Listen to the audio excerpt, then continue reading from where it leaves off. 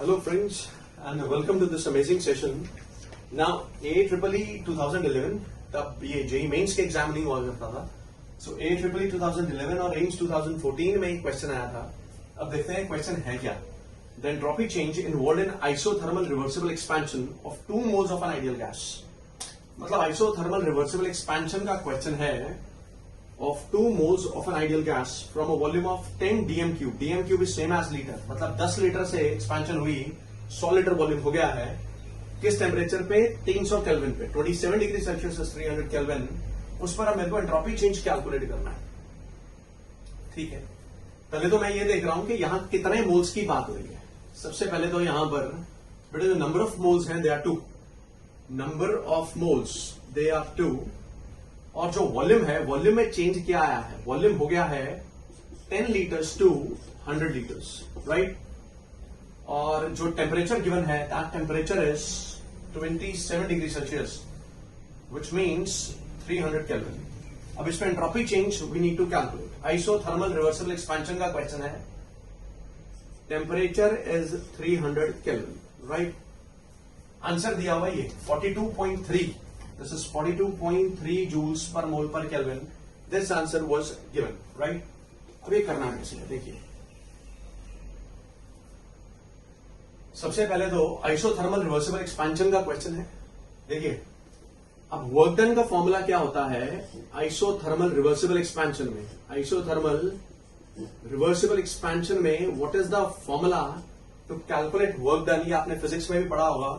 It is minus 2.303 nRT log of V2 by V1.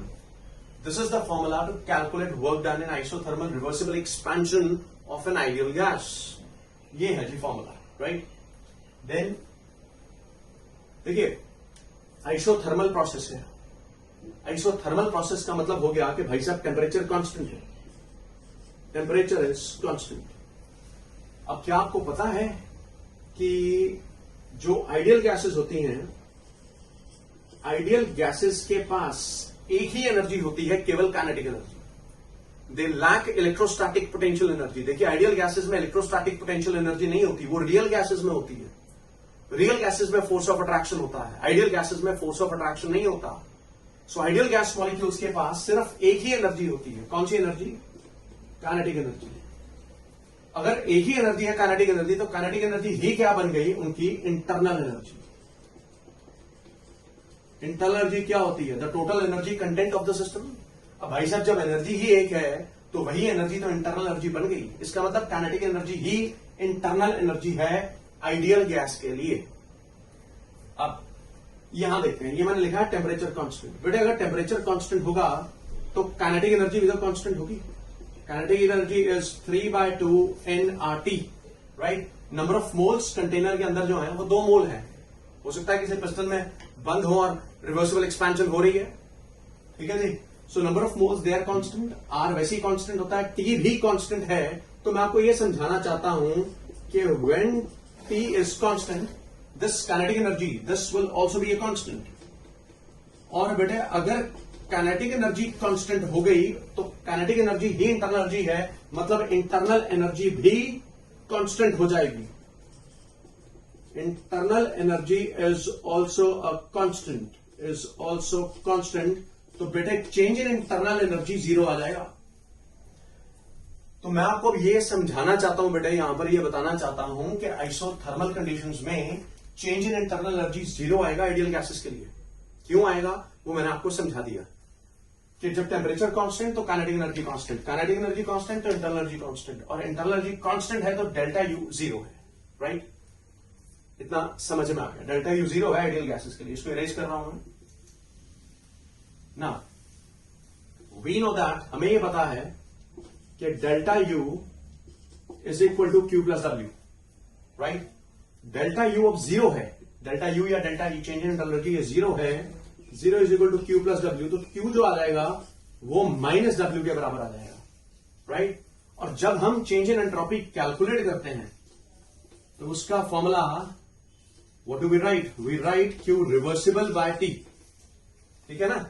तो Q किसके बराबर है? वर्क डन के बराबर है. और वर्क डन का फॉर्मूला ये रहा Q किसके बराबर है? वर्क डन के बराबर है। ये माइनस W के बराबर है, माइनस W/T। ये Q रिवर्सिबल, तो ये वर्क डन भी रिवर्सिबल। तो बेटा डेल्टा इसका फॉर्मूला क्या रहेगा? देखिए, ये माइनस, यहां माइनस, ये वर्क डन रिवर्सिबल प्रोसेस में, और रिवर्सिबल प्रोसेस में वर्क डन का ये फॉर्मूला, ये मैं यहां पुट कर रहा हूं, -2.303 nRT log ऑफ V2/V1। देखिए, मैं एक्सपेक्ट कर रहा हूं कि यहां तक आपको विजिबल है, right? V2/V1, this is visible and this is divided by T, क्योंकि आइसोथर्मल प्रोसेस है, टेम्परेचर थ्रू आउट कॉन्स्टेंट है, right? Now this T gets cancelled, so delta S का अल्टीमेटली जो फॉर्मूला आ गया मेरे पास आइसोथर्मल रिवर्सिबल कंडीशंस में कैलकुलेट करने का, वो फॉर्मूला है बेटे +2.303 nR log of V2/V1. Now this is the formula. This is very very important. This is the formula to calculate entropy change. ये फॉर्मूला है एंट्रोपी चेंज कैलकुलेट करने का आइसोथर्मल रिवर्सिबल प्रोसेस में, रिवर्सिबल एक्सपेंशन में। This is the formula, right? अभी isothermal reversible expansion का ही question था, तो हम एंट्रोपी चेंज का ये फॉर्मूला यूज करेंगे। ठीक है बेटा, इसको इरेज कर रहा हूं मैं। ये फॉर्मूला हम यूज करेंगे। सो delta S is +2.303 into N is to R। R की बात करते हैं। देखिए, आंसर अगर हमें जूल में चाहिए तो R की value would be 8.314 log of V2/V1। V2 final volume is 100 liters, initial volume is 10 liters। So ये zero gets cancelled, but log 10 की value is 1। So I'll be getting +2.303 into 2 into 8.314. This would be 4.606. If after I multiply these, it will be 4.606 into 8.314. अब इसको calculate करेंगे तो मेरे हिसाब से आपका आंसर आ जाना चाहिए। Let's see. This is 4.606 into 8.314. This is coming out to be 38.29. ये 38.29 के आसपास आ रहा है। So this will be the approximate answer. Answer जो होना चाहिए बेटा वो ये होना चाहिए 38.29, राइट? सो आई होप कि जो मैंने आपको समझाया बताया वो आपको समझ में आ होगा। Thank you.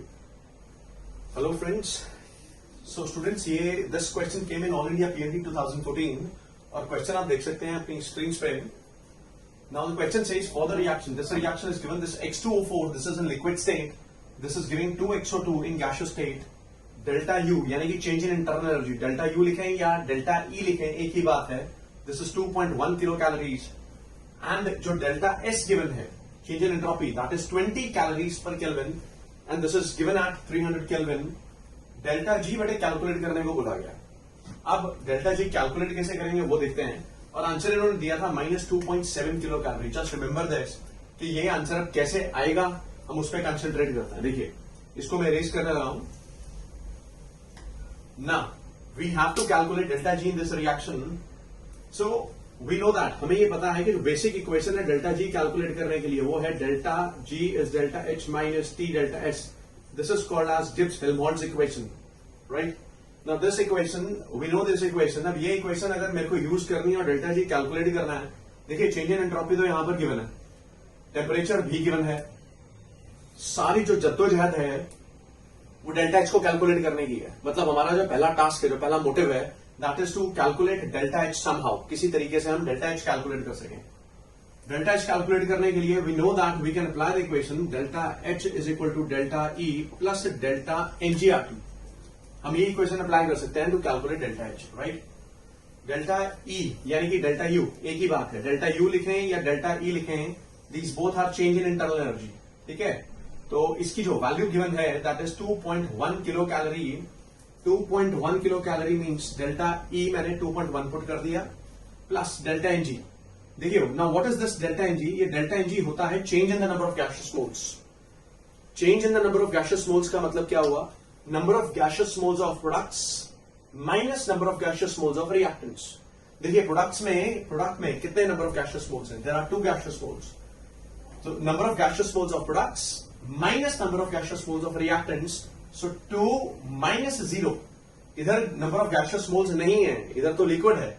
देखिए गैशियस मोल यहां है ही नहीं, तो डेल्टा एनजी का जो वैल्यू आएगा दैट विल बी 2, और आर की वैल्यू जो आ जाएगी, बेटे कैलोरी में आर की वैल्यू होती है 2, पर किलो कैलोरी में क्योंकि मैंने ये वैल्यू पुट करी है, so it will be 2 into 10 to the power minus 3 into temperature is 300 kelvin.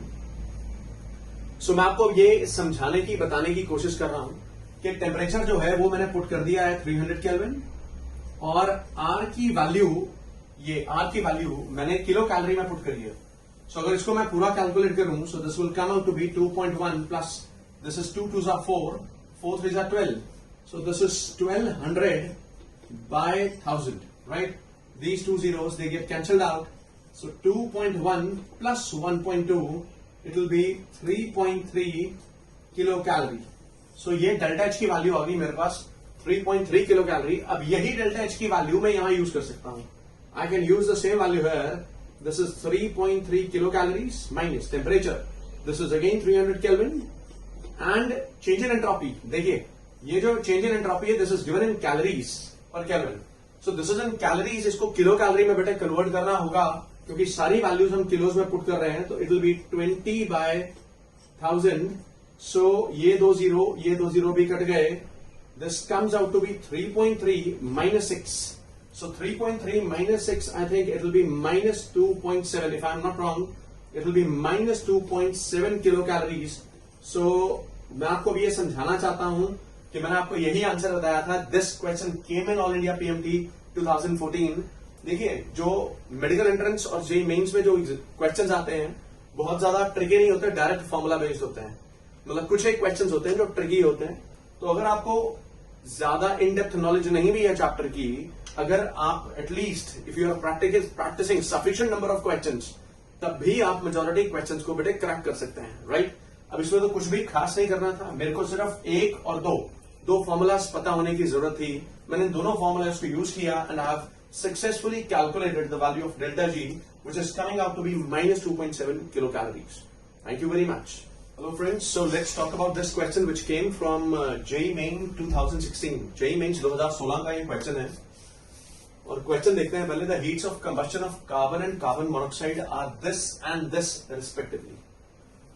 अब हीट ऑफ कंबस्शन, पहले तो आप ये देखिए हीट ऑफ कंबस्शन हमारे को किस किस की दी गई है. मैं इक्वेशंस लिखने लगा हूं, बेसिक इक्वेशंस. देखिए पहले जो हीट ऑफ कंबस्शन दी गई है वो कार्बन की दी गई है. कार्बन की हीट ऑफ कंबस्शन का मतलब क्या होता है? देखिए कंबस्शन जो है वो तो एक्सोथर्मिक प्रोसेस है. इसका मतलब कंबस्शन में हमेशा एनर्जी निकलती है. अब एनर्जी निकलेगी भैया तो डेल्टा एच का वैल्यू नेगेटिव आएगा, और इन्होंने नेगेटिव ही दिया हुआ. एंड एक बात और, जो हीट ऑफ कंबस्शन बेटा डिफाइंड होती है वो 1 मोल के लिए डिफाइंड होती है. इट इज डिफाइंड फॉर 1 मोल. अब देखिए मैंने कार्बन का यहां 1 ही मोल जलाया है, right? So heat of combustion जो ये कार्बन की दी गई है, ये मैंने हीट ऑफ कंबस्शन लिख दिया है. ये जो कार्बन की दी गई है वो दी गई है -393.5 किलो जूल पर मोल. ये मैंने लिख दिया है, right? So it is -393.5. And then जो हीट ऑफ कंबस्शन दिया गया है वो दिया गया है कार्बन मोनोक्साइड का. कार्बन मोनोक्साइड का हीट ऑफ कंबस्शन क्या दिया गया है वो देखिए. वो कैसे लिखूंगा मैं? Now this is carbon monoxide in gaseous state. Heat of combustion means इसकी पूरी कंबस्शन करनी है, इसको पूरा ऑक्सीडाइज करना है. पूरा ऑक्सीडाइज करके क्या बनाऊंगा मैं? कार्बन डाइऑक्साइड ही बनेगा. तो इसका जो हीट ऑफ कंबस्शन दिया गया है that is given as -283.5, right? So these two values, ये दोनों ही वैल्यूज किलोजूल पर मोल में, ये दोनों ही वैल्यूज किलोजूल पर मोल में गिवन है. अब क्वेश्चन क्या पूछा है? Now the question is demanding that the heat of formation of carbon monoxide पर मोल. देखिए अब यहां तो इन्होंने बहुत कुछ क्लियर कर दिया, साफ लिख ही दिया पर मोल. वैसे भी जो हीट ऑफ फॉर्मेशन है वो डिफाइंड ही बेटे 1 मोल के लिए होता है. Heat of formation is defined for 1 मोल. देखिए मेरी बात सुनिए. हीट ऑफ फॉर्मेशन होता क्या है by definition? It is the enthalpy change when 1 mole of a substance is formed from its constituent elements. अगर मेरे को heat of formation carbon monoxide का निकालना है, इसका मतलब भाई साहब कार्बन मोनोक्साइड का ना 1 मोल बनना चाहिए. कार्बन मोनोक्साइड का 1 मोल बनना चाहिए. और किससे बनना चाहिए? अपने कंस्टिट्यूएंट एलिमेंट से, अपने कंस्टिट्यूएंट्स एलिमेंट से बनना चाहिए. Now this reaction is depicting the formation of carbon monoxide, right. और यहां इस रिएक्शन में जो भी एंथैल्पी चेंज आएगा मैं उसको enthalpy of formation of carbon monoxide कहूंगा. मतलब इस रिएक्शन के दौरान जो भी एनर्जी आएगी या जाएगी that will be called as enthalpy of formation of carbon monoxide. अब देखते हैं कि हम यहां तक पहुंचे कैसे. देखिए आंसर इन्होंने दिया हुआ है -110.5 एंड हम देखते हैं कि क्या ये बाकी आंसर अचीव हो पाता है, आ पाता है. अब बेटा ये दो equations 1 and 2, these two equations they are given to us. ये हमारा एम है, मोटिव है, मकसद है. हम यहां पर हेसेस लॉ की हेल्प ले सकते हैं. इन दोनों इक्वेशंस को, जो दोनों इक्वेशंस गिवन हैं बेटा, इन दोनों इक्वेशंस को मैनिपुलेट करके इस इक्वेशन तक पहुंचने की कोशिश करते हैं. अब आप ध्यान से देखिए कि अगर मैं फर्स्ट और सेकंड इक्वेशन जो मेरे पास है, इनमें दोनों इक्वेशंस में कार्बन डाइऑक्साइड आ रहा है और जो इक्वेशन हमें चाहिए, मतलब कि जो एम है, उसमें कहीं पर भी कार्बन डाइऑक्साइड का नामो निशान नहीं है. सो मैं क्या करने लगा हूं, मैं फर्स्ट और सेकंड इक्वेशन को बेटे सब्ट्रैक्ट करने लगा हूं. Subtract 1 and 2. 1 - 2 अगर मैं कर दूंगा, ये देखिए अगर मैं सब्ट्रैक्ट कर दूंगा दिस विल गेट सब्ट्रैक्ट. ये आ जाएगा कार्बन इन सॉलिड स्टेट, ये आ जाएगा मेरे पास carbon in solid state minus this is minus CO in gaseous state. उसके बाद plus O2 minus half O2, plus O2 minus half O2 is plus half O2 and this gives 0. इस तरफ 0, right. Now further I can manipulate it like this: carbon in solid state plus half O2 in gaseous state. CO उधर ले जाऊंगा तो ये ऐसे हो जाएगा CO in gaseous state. अब आप देखिए क्या हम इसी इक्वेशन तक पहुंच चुके हैं जो हमारा मकसद था कि हम उसी इक्वेशन तक पहुंच गए. जी हाँ, पहुंच गए. अब यहां तक पहुंचने के लिए मेरे को दोनों इक्वेशंस को क्या करना पड़ा, मेरे को दोनों इक्वेशंस को बेटे सब्ट्रैक्ट करना पड़ा. तो जो इनके डेल्टा एच की वैल्यूज हैं वो भी सब्ट्रैक्ट हो जाएंगी. सो डेल्टा एच की values they will also get subtracted. -393.5 minus -283.5. So this will come out to be -393.5 plus 283.5. So this is 0, this is 0, this is 1, this is 1. So it is -110. So enthalpy of formation of carbon monoxide जो आएगा वो ये आना चाहिए. It should be -110. So मुझे ऐसा लग रहा है कि शायद ऑप्शन में it was -110.5 मे बी. जो मैंने ऑप्शन लिखी थी शायद बुक में वो गलत हो, लेकिन एक्चुअली जो एंथैल्पी ऑफ फॉर्मेशन आना चाहिए वो ये आना चाहिए. It should be -110. So this is the enthalpy of formation of carbon monoxide. This is the actual way of doing such questions. In questions को करने का जो सही तरीका है वो ये है, राइट. इसमें कुछ भी मुश्किल नहीं था. जो डाटा क्वेश्चन में गिवन था, मैंने पहले दो इक्वेशंस वो लिखी, उसके बाद एम लिखा, फिर देखा इस इक्वेशन में मेरे को क्या नहीं चाहिए, मैंने इनको सब्ट्रैक्ट किया और अपने मकसद तक पहुंच गया. Thanks very much for being with me. Take care. Bye-bye. Hello students. Now this question comes from NEET 2017. NEET 2017 में थर्मोडायनेमिक्स चैप्टर से एक क्वेश्चन आया था जिसमें ये बोला गया कि कोई रिएक्शन है जिसके लिए डेल्टा एच का वैल्यू 35.5 किलो जूल्स पर मोल है और डेल्टा एस की वैल्यू 83.6 जूल्स पर केल्विन पर मोल है. अब ये ध्यान देने लायक चीज है कि बेटा यहां पर जो यूनिट्स है वो जूल है और यहां पर जो यूनिट्स है वो किलो जूल है. क्वेश्चन ये पूछा गया कि रिएक्शन स्पॉन्टेनियस किस तापमान पर होगा, कब होगा. अब ऐसा है बेटे, वैसे तो डेल्टा एच जो है ना वो टेम्परेचर के साथ वेरी करता है. This is given by an equation which is called Kirchhoff's equation. लेकिन उन्होंने क्वेश्चन में मेंशन कर दिया, सब कुछ बता दिया कि assume delta H and delta S do not very with temperature. तो चलिए एनीवेज, अब पूछा ये गया कि रिएक्शन स्पॉन्टेनियस कब होगा. स्पॉन्टेनियस का मतलब है कि रिएक्शन संभव कब हो पाएगा. सवाल ये था. नीट 2017 का ये क्वेश्चन है और ऑप्शन जो दी गई हैं less than 425, greater than 425 kelvin, 298 kelvin, वो सब ऑप्शन ये गिवन है. मेरी बात सुनिएगा ध्यान से. देखिए सबसे पहले तो what I can do, I can calculate equilibrium temperature. मैं इक्विलिब्रियम टेम्परेचर कैलकुलेट कर सकता हूं. आपको सबको ये पता होना चाहिए कि इक्विलिब्रियम पर डेल्टा जी 0 होता है ना. तो इक्विलिब्रियम पर बैठे डेल्टा जी अगर 0 होता है, at equilibrium delta G is 0. So now I am applying delta G is equal to delta H minus T delta S. Now if delta G is zero, अगर डेल्टा जी जीरो है बेटे तो delta H T delta S के बराबर हो जाएगा. अगर ये टर्म देखिए जीरो है तो जो डेल्टा एच हो जाएगा वो टी डेल्टा एस के बराबर हो जाएगा. ये डेल्टा एच में इधर लाऊंगा तो this is minus delta H, this is minus T delta S. Negative negative gets cancelled. यहां से जो टेम्परेचर निकलेगा ये टेम्परेचर बेटे इक्विलिब्रियम कंडीशन वाला टेम्परेचर निकलेगा और ये टेम्परेचर आ क्या जाएगा, ये आ जाएगा delta H by delta S. Now further I am writing the value of delta H. Now delta H का वैल्यू 35.5 इंटू 1000 पुट कर रहा हूं मैं. जूल्स में पुट किया है और डेल्टा एच का वैल्यू भी मेरे पास जूल्स में है. सो यहां पुट किया मैंने 83.6. Now this temperature this will be 35500 by 83.6. ये आ जाएगा टेम्परेचर. अब बच्चों इतना टेम्परेचर, ये जो तापमान है ये तो आपको कैलकुलेट करना पड़ेगा. मतलब यहाँ थोड़ी सी कैलकुलेशन वर्ड है तो उस कैलकुलेशन का टाइम सेव करने के लिए मैं तो कैलकुलेटर का यूज कर रहा हूं. But you please don't use calculators. आप कैलकुलेटर्स यूज मत कीजिए, कैलकुलेटर्स का यूज डिस्कार्ड कीजिए. बल्कि 35500 divided by 83.6. Now this is 424.64. This value comes out to be, ये जो टेम्परेचर निकल कर आ रहा है, this temperature comes out to be 424.64 which is approximately 425 kelvin. So ये टेम्परेचर मेरे पास जो आ गया ये 425 केल्विन आ गया. अब 425 केल्विन बेटा कौन सा तापमान है? 425 केल्विन तो वो तापमान है जिस पर डेल्टा एच और टी डेल्टा एस बेटे बराबर हैं. मेरे को ये बराबर नहीं चाहिए, ये तो मैंने अभी इक्विलिब्रियम टेम्परेचर निकाला है. मुझे तो वो तापमान निकालना है जिसपे प्रोसेस स्पॉन्टेनियस होगी. देखिए मेरी बात सुनिए, दिमाग लगाइए थोड़ा सा. Delta G is equal to delta H minus T delta S. For a process to be spontaneous, किसी भी प्रोसेस को स्पॉन्टेनियस करने के लिए जो डेल्टा जी आना चाहिए वो नेगेटिव आना चाहिए बेटा. डेल्टा जी जो डिजायर्ड है वो नेगेटिव डिजायर्ड है. ठीक है. अब डेल्टा एच की वैल्यू पॉजिटिव है हमारे पास. ठीक है. डेल्टा एच की वैल्यू वॉज पॉजिटिव, ये थी 35.5 किलो जूल्स थी, है ना. It was positive. ये टेम्परेचर केल्विन में होता है, ये भी पॉजिटिव है. और डेल्टा एस 83.6 था, this is also positive. Now this positive into positive is positive.